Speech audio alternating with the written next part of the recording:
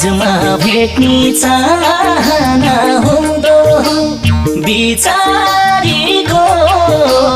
मन कति रुँदो पुग्ने मन थियो हिजो अस्तिमा आजसम्म यतै छु क्यारी जाम भेट्नमा क्षितिज पारी उनको बस्तीमा